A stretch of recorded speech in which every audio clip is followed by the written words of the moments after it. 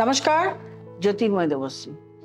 আজ বলবো তিনটে রাশি 3 গুণ কিভাবে প্রাপ্তি পাবে 2025 সালে। 3 গুণ আয় কিভাবে পাবে, 3 গুণ উন্নতি, 3 গুণ সমস্ত কিছু পাবে। 3 গুণটা আমি কথার কথা বললাম, যাই হোক অনেকটাই উন্নতি, অনেকটাই সমস্ত কিছু পাবে। কেন পাবে? দেবগুরু বৃহস্পতির 3টে ঘরে গমন একই বছরে, এইটা ন্যাচারালি দেখা যায় না। বৃহস্পতি সাধারণত একটি ঘরে 1 বছরই থাকেন, 1 বছর থাকার পরে আবার আরেকটি ঘরে প্রস্থান করেন। কিন্তু অনেক বছর পরে এই বছরে প্রথম দেখা যাচ্ছে দেবগুরু বৃহস্পতি প্রথমে রয়েছে বৃষ রাশিতে থাকবে, বৃষ রাশি থেকে 14ই মে চলে আসবে মিথুন রাশিতে। মিথুন রাশিতে বেশ কিছুদিন থাকার পরে আবার 18 অক্টোবর চলে যাবে কর্কট রাশিতে।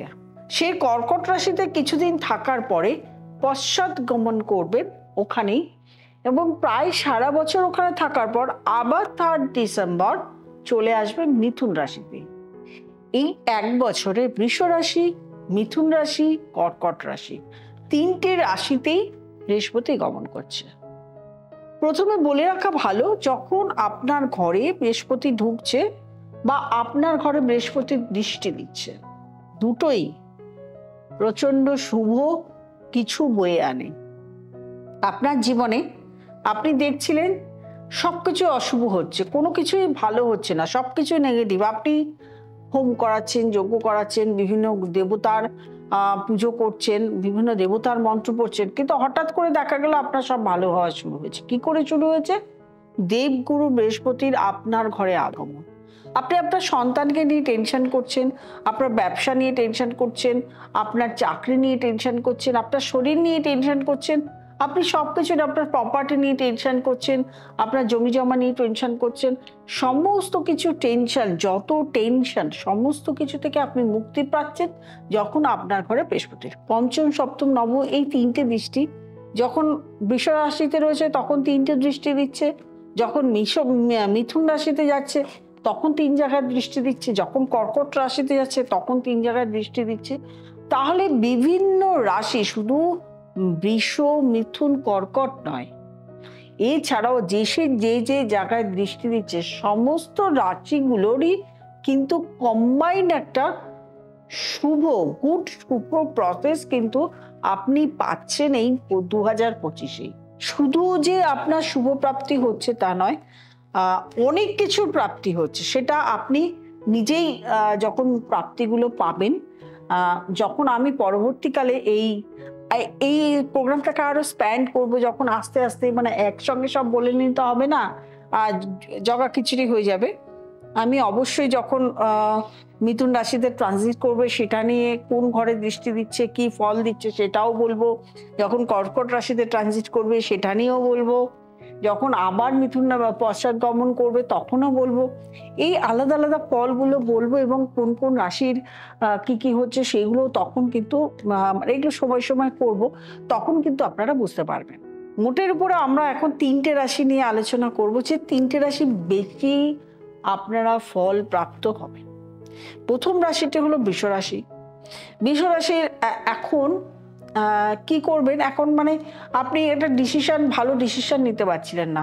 আপনার এখনকার ডিসিশনগুলো শুভ ডিসিশন, ভালো ডিসিশন হবে। আপনার শরীর নিয়ে ভুগছিলেন, সে শরীর সমস্যা চলে যাবে। আপনি অর্থনৈতিক প্রবলেমে ভুগছিলেন, অর্থনৈতিক প্রবলেমটার সমাধান হবে। যখনই মিথুন রাশিতে চলে যাবে অর্থনৈতিক একটা সমাধান হবে। কোনো আত্মীয় স্বজনের সঙ্গে একটা প্রবলেম চলছিল, সেই প্রবলেমের সমাধান হবে। তারপরে আসবো মিথুন রাশি। মিথুন রাশির জাতক জাতিকারাও কিন্তু যখন বৃহস্পতি ট্রানজিট করবে আপনার ঘরে, সেই সময় থেকে, তার আগের থেকে নয় অবশ্যই, সেই সময় থেকে, মানে 14ই মে থেকে, 2025-এর ঠিক 14ই মে থেকে যখন ট্রানজিট করবে, তারপরে থেকে দেখবেন আপনার যে সমস্যাগুলো চলছিল, কারণ রাশিফলে বলছি, আগেও বলে এসেছি যে আপনার যে সমস্যাগুলো চলছিল, দাম্পত্য সমস্যা থেকে শুরু করে অর্থনৈতিক সমস্যা, সন্তান নিয়ে সমস্যা, বাস্তুতে সমস্যা, সমস্ত সমস্যার কিন্তু সমাধান আপনি পেতে চলেছেন এই 2025-এ। কারণ মিথুন রাশিতে ঢুকবে বৃহস্পতি 14 মে। 18 মে অবধি থাকবে, তারপরে চলে আসবে কর্কট রাশিতে। এবং যখন কর্কট রাশিতে আসছে তখন কিন্তু মিথুন রাশির অর্থনৈতিক পরিস্থিতি আরো জোরালো ভাবে ভালো হতে থাকবে। তারপরে আমরা পাবো সিংহ রাশি। সিংহ রাশির দশমে থাকছে, একাদশে থাকছে। কর্কট রাশিতে যখন আসছে 18ই মের পরে, তখন কিন্তু নয়, এইটুকু সময় বুঝে নিতে হবে। কিন্তু যখন দশমে থাকছে, বৃষ রাশিতে থাকছে, মিথুন রাশিতে থাকছে, এই দুটো রাশিতে থাকার সময় কিন্তু খুব ভালো রেজাল্ট পাবে সিংহ রাশিরাও। প্রত্যেকটা জিনিস, শরীর স্বাস্থ্য থেকে, ব্যবসা থেকে শুরু করে, চাকরি থেকে শুরু করে, সন্তানকে নিয়ে যে সমস্যা, প্রত্যেকটা সমস্যার কিন্তু সমাধান এই 2025-এই সিংহ রাশির জাতক জাতিরা পেতে চলেছে।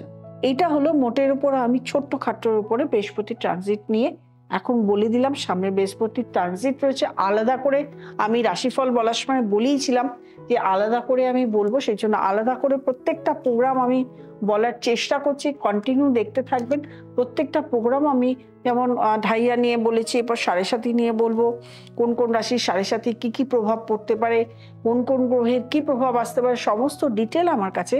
তবে কন্টিনিউ আপনাদেরকে দেখে যেতে হবে, তাহলেই ডিটেলগুলো পাবে। যা আমি রাশিফল বলছি বা এই ট্রানজিটগুলো বলছি, পুরোটাই ট্রানজিট মেনে বলছি। যদি আপনার দশা অন্তর্দশায় যদি বৃহস্পতি ভালো থাকে এবং বৃহস্পতির দশা চলে বা ভালো দশা চলে, তাহলে অবশ্যই আপনি শুভ ফল পাবেন, কোনো খারাপ রকম ফল পাবেন না।